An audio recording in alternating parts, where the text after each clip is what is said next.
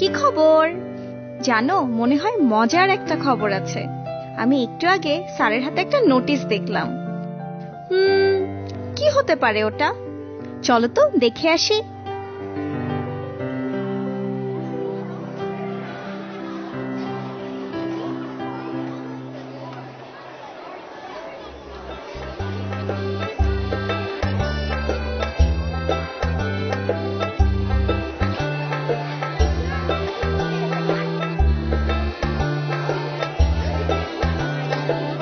দেখো দেখো কি মজা, আমরা পিকনিকে যাব।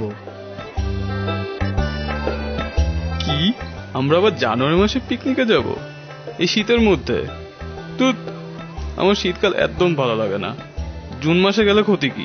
তখন গরমও থাকে আর আমার জন্মদিনের মাস।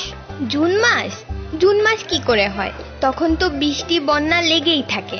তোমাকে কে বললো জুন মাসে বৃষ্টি বন্যা লেগে থাকে? নাও তো হতে পারে। এটা হতেই পারে, সবাই জানে জুন থেকে সেপ্টেম্বর পর্যন্ত বৃষ্টি বন্যা হয়। এটা তোমারও জানা উচিত ছিল।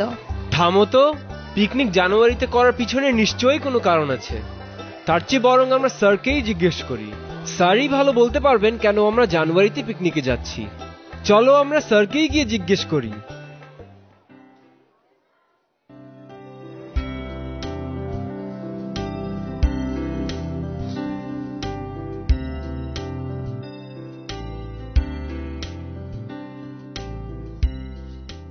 কি খবর তোমাদের?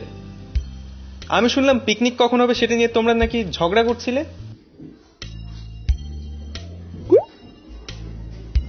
আচ্ছা স্যার, কেন আমরা সবসময় জানুয়ারিতেই পিকনিক করি? জানুয়ারিতে পিকনিক করার কারণ তো একটা আছেই। এটা কিছুটা জলবায়ুর সাথে সম্পর্কিত। চলো আমরা আজকে জলবায়ু নিয়েই ক্লাস করি, তারপরে আমরা ঠিক করব পিকনিকের জন্য সবচেয়ে ভালো সময় কোনটা। ঠিক আছে? জি স্যার। হ্যাঁ স্যার।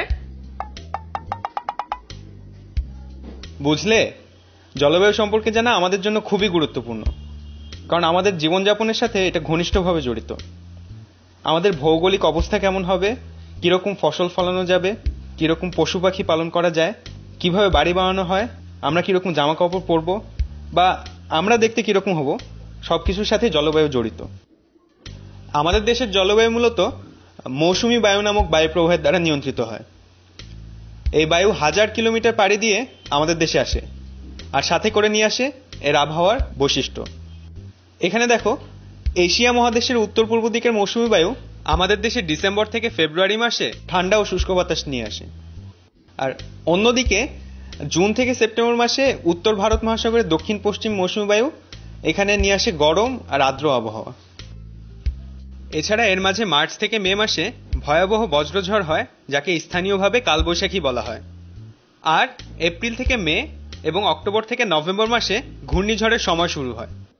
তো তিমুল, কি মনে হয়, এগুলো কি পিকনিকের জন্য ভালো সময়? স্যার, আমি তো প্রত্যেক বছরই জুন মাসে জন্মদিন করি, আমার তো কোনো সমস্যা হয় না, তাহলে পিকনিক করতে সমস্যা করি? আচ্ছা, তুমি জন্মদিনের অনুষ্ঠান যে কোনো জায়গায় করতে পারো, কিন্তু পিকনিক আমরা বাইরে করি, সে কারণে খুব ভালো একটা সময় দেখে পিকনিক করতে হয়। এই চার্টটা দেখে বলো তো, কোন মাসে সবচেয়ে বেশি বৃষ্টি হয়?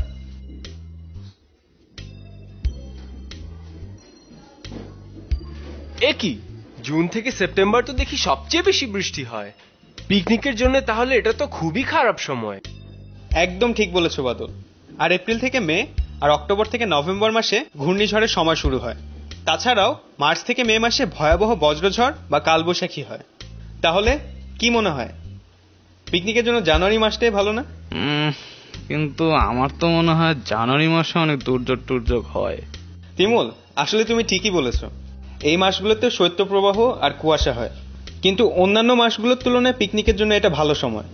আর চার্টের দিকে তাকালেও দেখতে পাবে এ সময় তাপমাত্রাও খুব আরামদায়ক থাকে।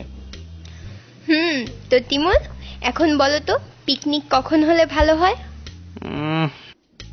মনে হয় তো ওই মাসগুলোতেই, যখন দুর্যোগ কম হয়। মানে তুমি বুঝাতে যাচ্ছ ডিসেম্বর আর ফেব্রুয়ারির মধ্যে, তাই তো? সেজন্যই আমরা জানুয়ারি মাস বেছে নিয়েছিলাম, ভালো আবহাওয়ার জন্য। বুঝলে তোমরা, এরপর থেকে যখন কোনো কিছু পরিকল্পনা করবে তখন আজকে ক্লাসে যা শিখেছো সেটা মনে রাখবে। এখানে দুর্যোগ ক্যালেন্ডারটা দেখছো না, এটাও কিন্তু তোমাদেরকে অনেক সাহায্য করবে।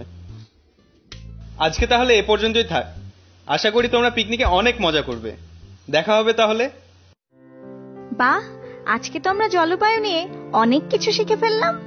আর তোমরা সবাইও নিশ্চয়ই অনেক মনোযোগ দিয়ে সবকিছু দেখেছো। এবার তাহলে যাই, পরে আবার দেখা হবে।